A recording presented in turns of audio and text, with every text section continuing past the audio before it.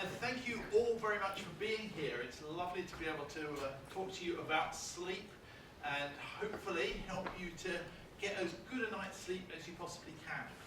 This talk has come about as a part of World Sleep Day. So every 17th of March every year is World Sleep Day. So there are events that take place across the world to help promote healthy sleep. And the theme for the day this year is sleep is essential for health. So we're going to talk very much about the benefits of having a good night's sleep and how it actually how we can help you to get that good night's sleep. And in particular, Caroline will talk about the new Sleep Well program a little bit that we're going to develop in the second part. So before anything else, obviously, you all know what sleep is, hopefully. You will enjoy, I hope, a good night's sleep, but certainly you will all enjoy some sleep. But sleep is one of those things that's rather tricky to pin down. So we go to the Oxford English Dictionary as a first port of call, and there are a number of important parts of the definition. So loss of consciousness is always referred to, so an unconscious state. It occurs with a degree of regularity, so it's not like you went under a general anaesthetic or you were in a coma or anything bad like that, that this is a regular occurrence, approximately every 24 hours, hopefully. It's a natural state. Similarly, it requires no special trigger other than you feeling tired. You get this reduced nervous system activity, but there's a big caveat around that, as we'll see later on, because your brain is very active while you sleep. But the rest of your nervous system somewhat dampened down, associated with the rest of recuperation, but again, sleep is a lot more than just an opportunity to rest. There are actually a lot of important things are going on in your brain and your body, which are important for your health during sleep. Now, you actually get different types of sleep during the night. I'm not going to go into them in great detail, but suffice it, during the night, there are two types of sleep fundamentally, which are what we call rapid eye movement sleep, REM sleep, and non-REM sleep. The name derives from the fact that you may have seen somebody in the small hours of the night and their eyes are fluttering. So this indicates that somebody is in REM sleep, rapid eye movement sleep. The eye movements come about essentially because during REM sleep you're actually paralysed essentially from the brainstem down. This is as much as anything to stop you acting out your most vivid dreams. But the muscles that control the eye movements are actually from above that point, so the eyes can freely move still, while the rest of you can't, for a good reason. Birds and mammals all get REM sleep and non-REM sleep, so all birds, all mammals. By contrast, insects and reptiles get only non-REM sleep. So there's good evidence that REM sleep has evolved a long way back and has developed, continued to develop, and continued to remain in all of these creatures. And even where we see new evolutionary adaptations, an obvious example would be the Indus River dolphin, which has evolved blindness because it lives in a very muddy part of the Indus River where it can't see, so its eyes are actually no longer functional. And it's evolved a new type of sleep where it sleeps for about a minute or two at a time and then wakes up, which it needs to do to avoid hitting the rocks in this very rocky environment. But it hasn't evolved to not sleep. So clearly, sleep is very essential for something.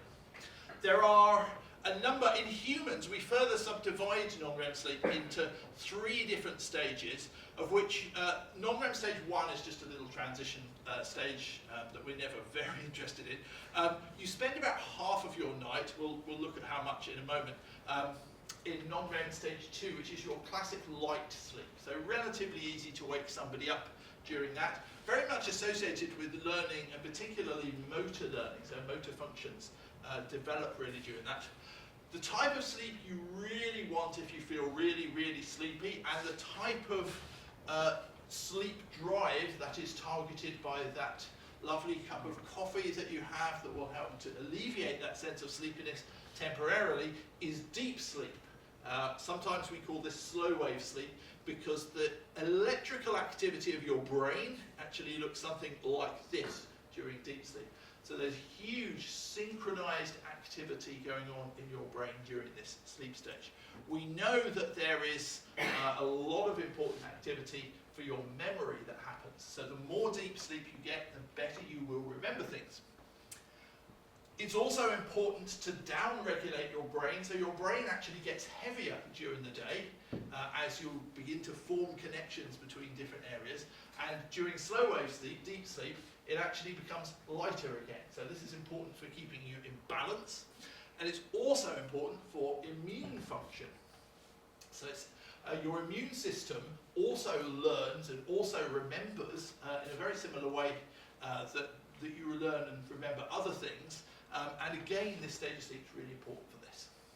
And then finally, during REM sleep, and you get more REM sleep in the second half of the night, it's really associated very much with emotional memory. So you have your most emotional and vivid dreams during REM sleep. You do dream during other stages as well, but your most emotional and vivid dreams during REM sleep. These are the ones that you will typically remember more if you wake up in the small hours. So that's the type of sleep you get. How much do you get? It depends to some degree on your age. Obviously, very young children will get more, older adults will get a bit less, and then the rest of us are sitting somewhere in the middle. The most striking fact, apart from the fact that the overall amount of sleep that people get somewhat declines with age, is the fact that deep sleep, this green bit, slow wave sleep, is very prominent in children, drops off somewhat and then stabilizes in early adulthood and through middle age, and then drops off more as you get older. So you begin to lose your deep sleep. The other striking thing is that this blue part, the WOZO, stands for wake after sleep onset. So this is the amount of time that you spend awake after you first went to sleep. So you mentioned you wake up in the middle of the night and you can't get back to sleep. And this also increases as a function of age. So the older you get, the more time you spend awake after you first went to sleep.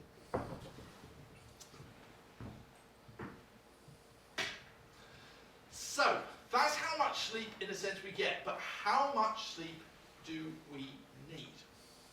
Well, the first thing to say is, in terms of the amount that we get, the average sleep duration to the nearest hour in the population worldwide is 7 hours. It's obviously we always talk about needing to get 8 hours sleep, and everybody gets 8 hours sleep or aims for 8 hours sleep, and actually we don't. We get 7 hours sleep. So even here, this was a US-based survey, and you can see the modal average. The highest bar is on 7 hours rather than 8 hours or 6 hours. And these types of studies have been done across the world, many different countries, many different cultures. Literally millions of people have been looked at, and it always comes out that the most common sleep duration is 7 hours. Now, it turns out that this is a good thing, because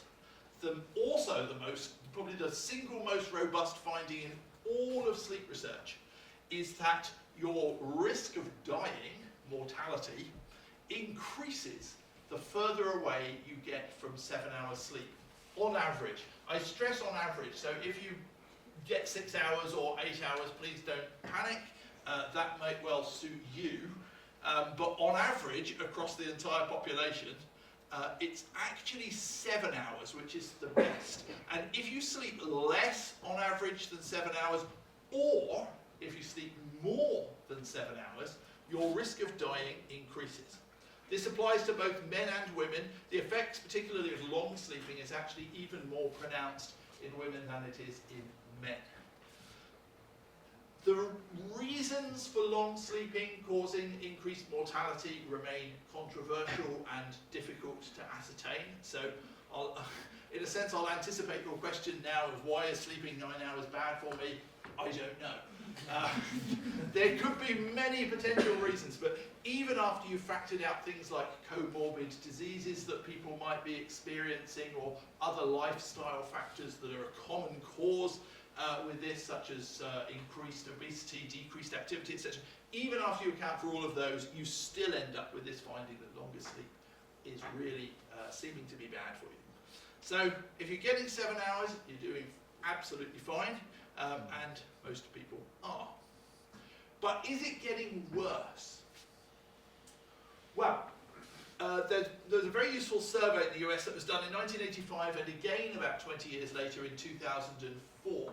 And this was looking at sleep duration and in particular the number or the proportion of people who were getting 6 hours or less, which is obviously clearly not enough from an optimal sleep health perspective.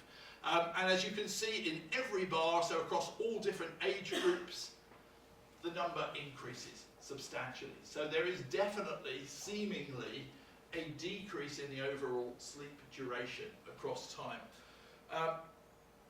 There are many different figures for how much sleep we actually get in the UK and indeed in other countries.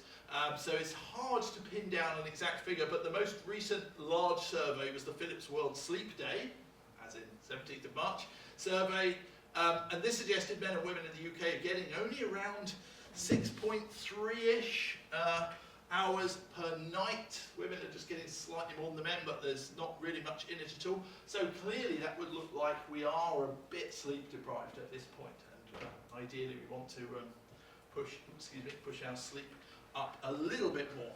In Finland they were better. They're getting around 7.25, 7.5 hours sleep. So the Finns clearly know how to do it. Either that or the cold weather makes them want to stay in bed just that bit longer. So what happens if we are sleep deprived? What is the bad effect of sleep deprivation? Well, if we go without it, in a nutshell, bad things happen. So the record for sleep, poor sleep, is around, the verified record is around 11 days and 24 minutes, which is an enormous amount of time to be sleep deprived. Most people can't go more than about 2 or 3 days at most. So they say that the 3 things that are essential for life are food, water and sleep, and you can't do without any of them. And certainly you can go much longer without food than you can go without sleep. There have been some other possible suggested records of maybe 18 days or something, but these are not really verified. So think of 11 days as probably the upper limit. Please don't try to beat it. The effect, I won't show you this now for time reasons, but you can see there are all sorts of videos around, and I'm happy to send you links to these afterwards if you'd like me to. But there are some pretty bad effects of sleep deprivation. So this chap, who was looking relatively okay when he started out, after 64 hours of sleep deprivation, was looking really quite bad, and he's saying he was hearing things, so he was getting auditory hallucinations, he was paranoid that people were coming to get him, so it was all sorts of bad things had actually happened to him psychologically. His skin had also, he said, broken out in acne, so he was also experiencing these physical side effects. This has obviously been studied and in terms of the effects on society more broadly, and then I'll look at some of these specific individual effects. The first and most striking thing here perhaps is in terms of causes of lost work time. So you might think about the stereotypical bad back, which has actually only made it into 4th place in the survey. In 3rd place is fatigue, and of course fatigue is actually one of the things caused by sleep problems anyway. In 2nd place is depression, but in 1st place, ahead of everything else, are sleep disorders. So sleep disorders, this was a study from Harvard Medical School back in 2006, they are the #1 cause of lost work time. And this includes direct absences and what we call presenteeism, as in you're sitting there but you're quietly falling asleep, which every lecturer will have witnessed at one point or another. It can also cause some very serious consequences, one of which obviously is drowsy driving. The likelihood of drowsy driving in the US is quite frightening. So in any 1 year, they were asked, of 18 to 29-year-olds, 71% said they had engaged in drowsy driving at some point in that year. Drops to 19% in the older population, 52% there in middle age. So it's very prevalent in society, and it can have very serious consequences. Obviously, the risk of having an accident directly is there, but also something like the Selby rail crash, which many of you may remember, individual who'd been up all night the previous night, fell asleep at the wheel, and the car went down an embankment onto a railway track and was hit by a train with a lot of fatalities. Now obviously there's a lot of bad luck in that particular scenario, but it wouldn't have happened if it were not for drowsy driving. So it is quite a serious problem.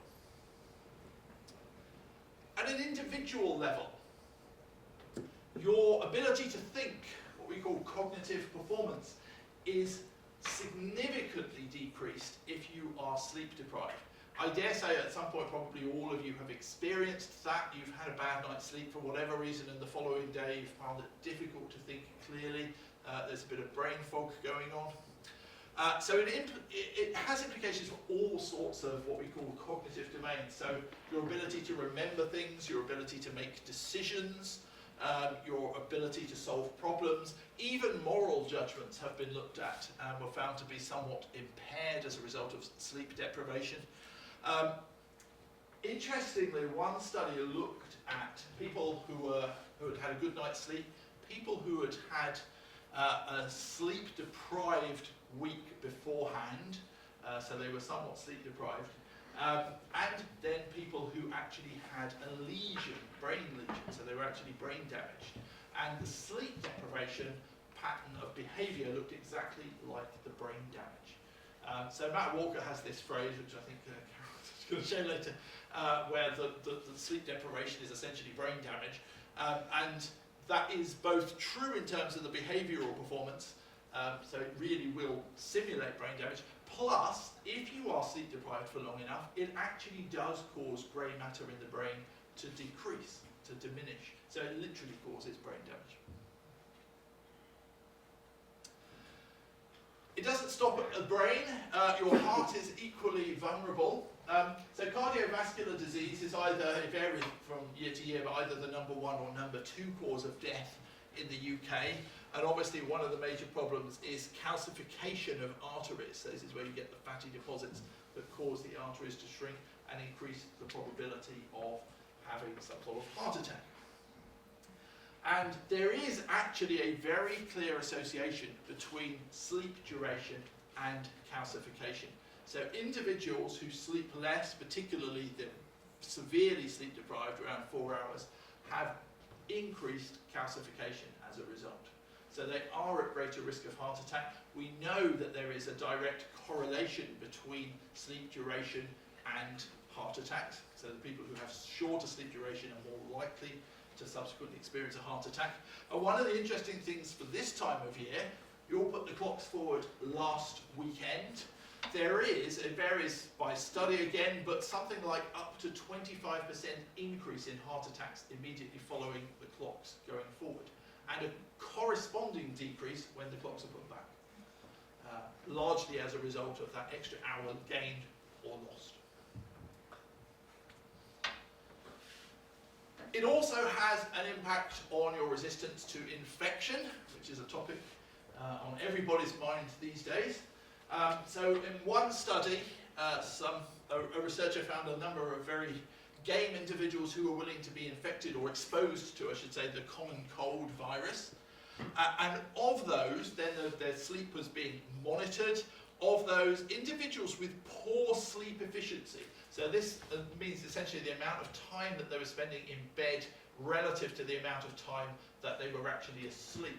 And those with poor sleep efficiency, which normally will mean fragmented sleep and a shorter sleep duration, had a much greater chance of developing the cold after exposure compared to those with very good sleep efficiency.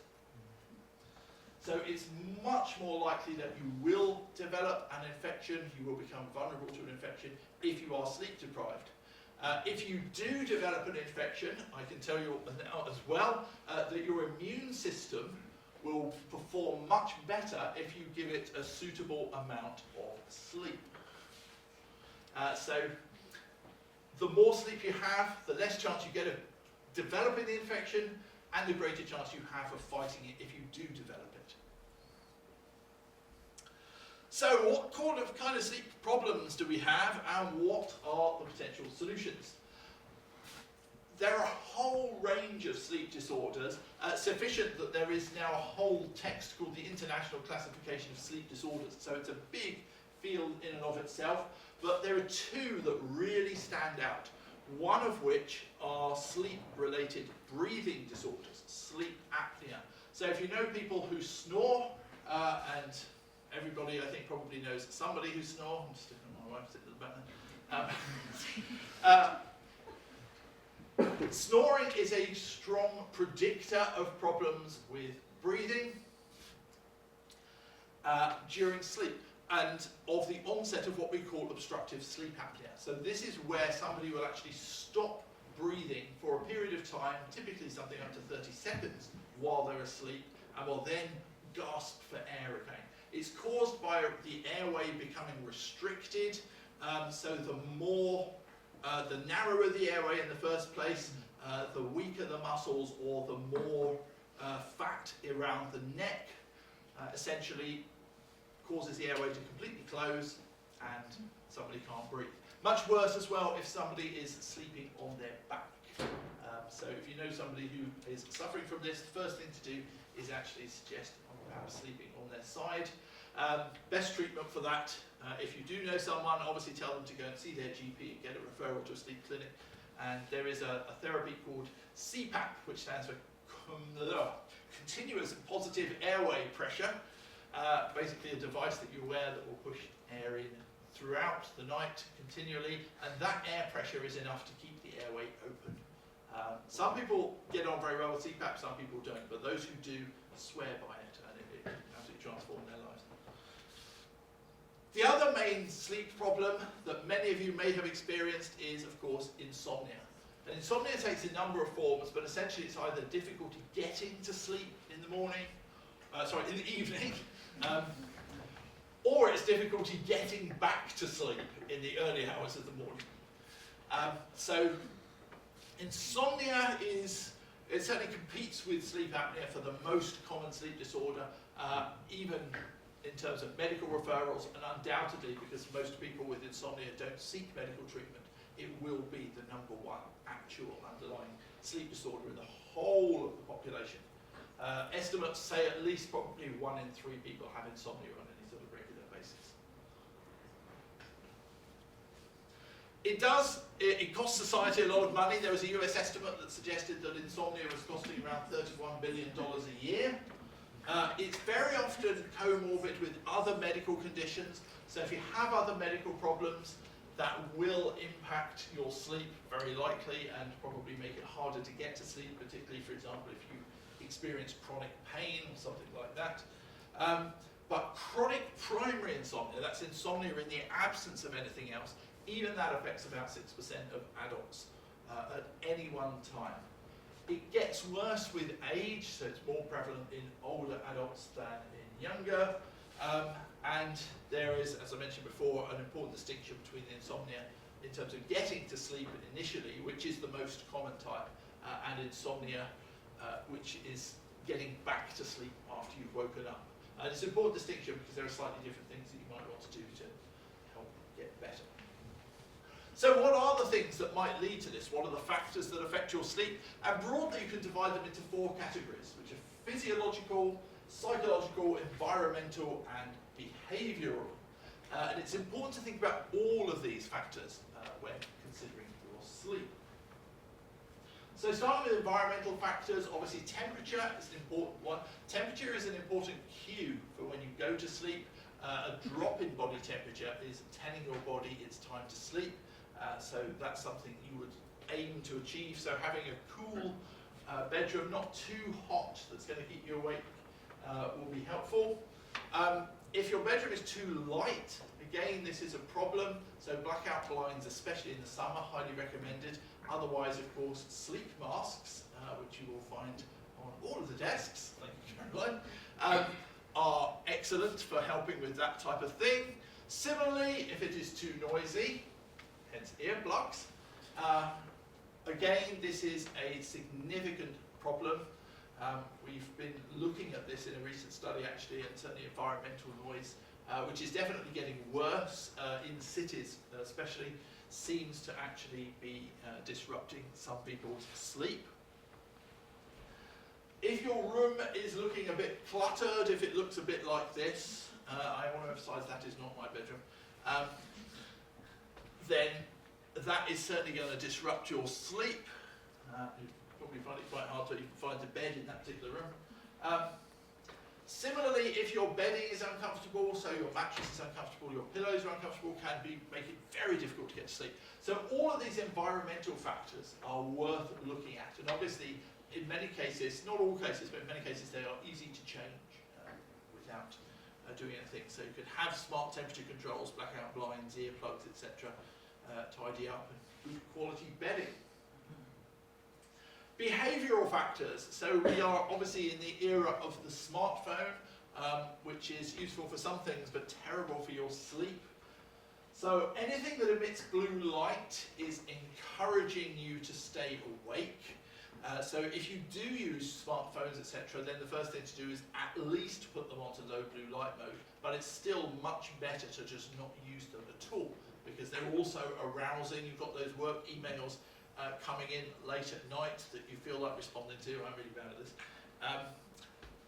Or there's that social media post that you must go and read or look at. So anything on your phone is likely to be arousing and stimulating and make you less likely to sleep.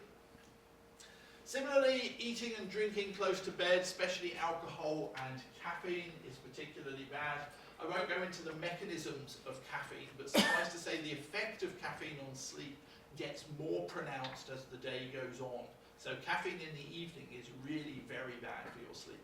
Caffeine in the morning, much less so. Not just because of the time, but actually because of the effectiveness as well. So that's quite bad.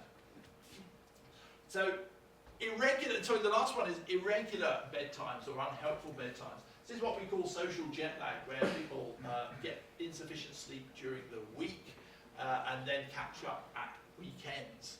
And there's certainly some evidence to suggest that this is very widespread in the population, as a result of which people's sleep patterns become disrupted. It's hard to get into a regular sleep pattern, and this makes it harder to get to sleep. So if you are able to train yourself to go to bed at the same time each night, get up at the same time each morning, that's much better. And obviously avoid stimulation in the half hour before bed. So reading a book is an excellent thing. There's no blue light there. Your process of reading for most people will be fairly relaxing, or send you hopefully to sleep. Physiological problems. So sleep patterns are strongly heritable. Whether you know it or not, you probably sleep fairly similarly to your parents. So there are genetic bases for many sleep disorders. So for example, the tendency to be what we call an owl, somebody who gets up late and wakes up late in the morning, stays up late at night, versus a lark, somebody who prefers to get up early in the morning, go to bed early, is very much controlled by this thing called the PER3 gene, amongst others. There are also some primary physiological sleep disorders. So one example is something called restless leg syndrome. This is where someone has an irresistible urge to move their leg while they're lying there trying to get to sleep, which sounds slightly innocuous, but I promise you, for restless leg syndrome sufferers, it is enormously disruptive and makes it extremely difficult for them to get to sleep. So they will always want to treat that as much as possible. And then obviously finally, comorbid pain will certainly disrupt your sleep. So if you have an underlying physiological condition, the treatment of that condition can often help your sleep. So that's certainly the first port of call will be to see what you can do about the underlying condition, and then come back and look at what's left of the sleep problems. And then finally, and probably most significantly of all, are psychological factors. So many sleep disorders have a psychological component.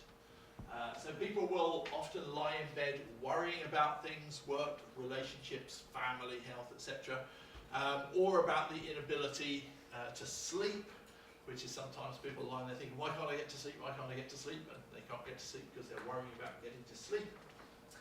There are various solutions. One solution that is very much used these days is cognitive behavioural therapy, specifically for insomnia. So we call the CBTI, very fashionable, and has now just received NICE approval for use in the NHS, even including an online version, so you can actually get some good treatment for this. You can also have professional psychological treatment if you feel that there are other psychological issues which might be disrupting your sleep.